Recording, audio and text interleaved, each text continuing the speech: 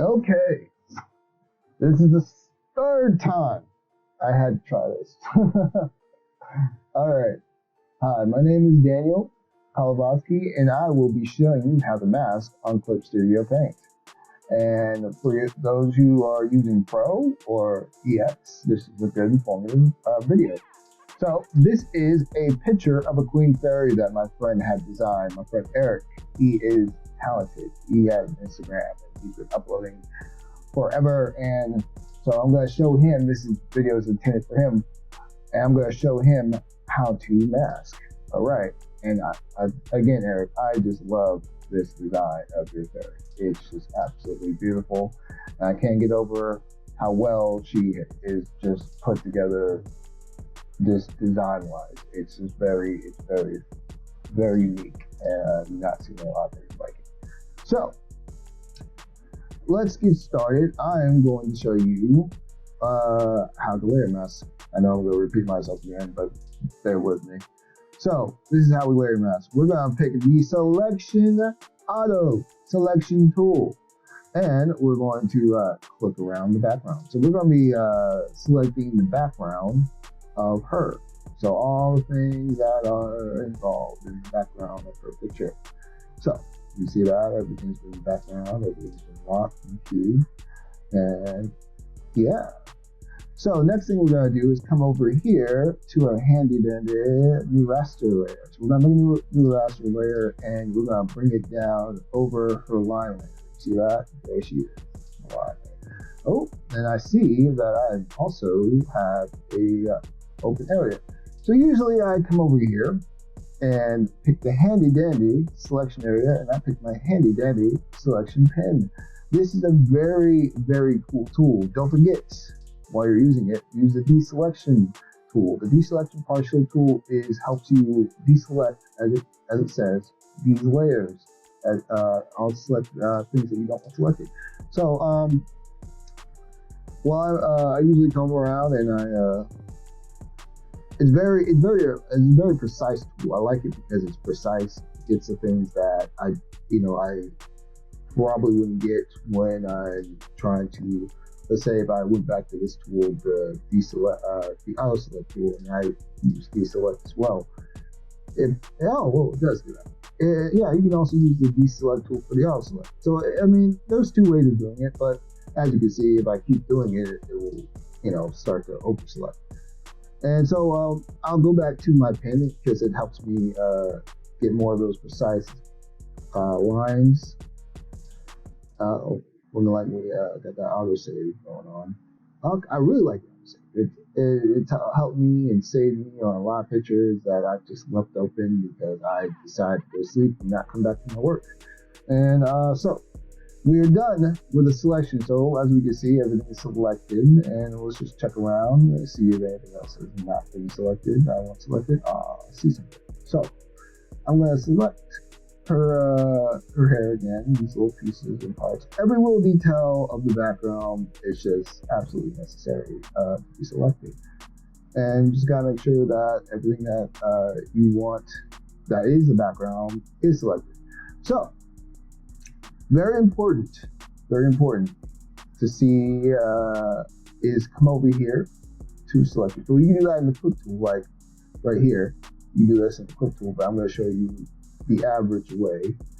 And you're going to go into we're going to invert the selection area. So what this does is pretty much everything that was outside that was selected has been inverted. Now it's selected on her. So for example, everything inside her is now selected. So you can like literally color and go in. That's really cool for a short-term situation, and you're just trying to do a white background and color it white and do all that. It's a nice little way of doing it. But here is what I'm here to show you today is we're going to go to layer, and then we're going to go to layer mask, and then we're going to go to mask outside selection. Mask outside selection literally does like an invisible black background. So everything outside her has been blackened out. So what this does is pretty much pretty much does the selection tool that I was showing you how you color. It's like it automatically stays there and blackens everything. So when I color, I don't have to worry about the selection tool. I can still select certain parts if I want to, and she is able to be colored freely, and it's just a great feeling just to see this complete color. I mean, yeah, you might have some some mess ups here and there, and this can easily be fixed. So let me tell you the difference between the canvas layer and the mask layer. The mask layer, pretty much when you color on the mask layer, you're coloring to do mask stuff. So when it does that, it shows the mask. Now, if I was on the canvas layer, I couldn't do that. It wouldn't come out I wouldn't be able to color outside where it has to be selected for the mask, as you can see. So I go back to the mask layer. Oh, back a bit. I usually do this a lot. That's my way of doing things. I know, just completely backwards. But for selections that I don't want to be selected, I go to the eraser tool. It's simple as this, and I just start to erase. And then when I go back to the canvas, I no longer can color over that. So it's a really cool tool. And just for those people who are particular about these situations, this is a good way to be precise and always have your mask set up. Now, for another example, it turns out I missed a spot. So I come over here back to my mask, and I choose a color. So usually I can choose any color. I'll choose white just to fill it in. It doesn't really matter. I'm just in particular about it because usually I tend to wipe these things out and then start coloring. So as you can see, it fills in that section, and I go back to my canvas and I start to, I see that I can erase it and I can have different colors to it, and it doesn't go outside the selection. And it's really cool, even though it's kind of weird, maybe light color and kind of feel like blue. But yeah, it's really cool. And it's because I'm erasing. My bad. And it becomes a very easy process. And I feel like it's really cool. Now, again, for these little sections, all you gotta do is just add color in. I can easily just do purple, as you can see, and it just fills that in. You're pretty much giving a way for your mask to color in some of these points, and it's very easy. And again, it's colored again. I don't have to worry about it. Now, what I tend to do when I'm usually just trying to just color the full picture, as you can see, there's a spot we missed in selection. Again, this is easily done with the selection tool as well. And I go back to the mask layer, and I just press delete, and this button just literally deletes that mask. And it's super easy, super efficient, and I can still continue coloring. Usually I delete the colors, and then I delete the mask. I go back to the canvas. Be aware of these two things, because they can mess you up in the long run if you're not being very particular about what you're doing. So you got to look at them and make sure that you're getting the intended outcome that you want. I usually try to make multiple of these, duplicate them, because in the long run they help out.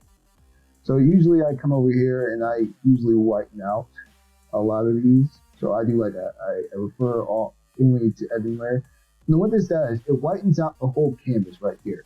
But if I bring up this black canvas, because of the layer mask, it keeps everything on the background, masked out. And I love that. And that means I can still go in and color. That's why I got my second layer. Oops. Where did that go? Oh man, I messed up.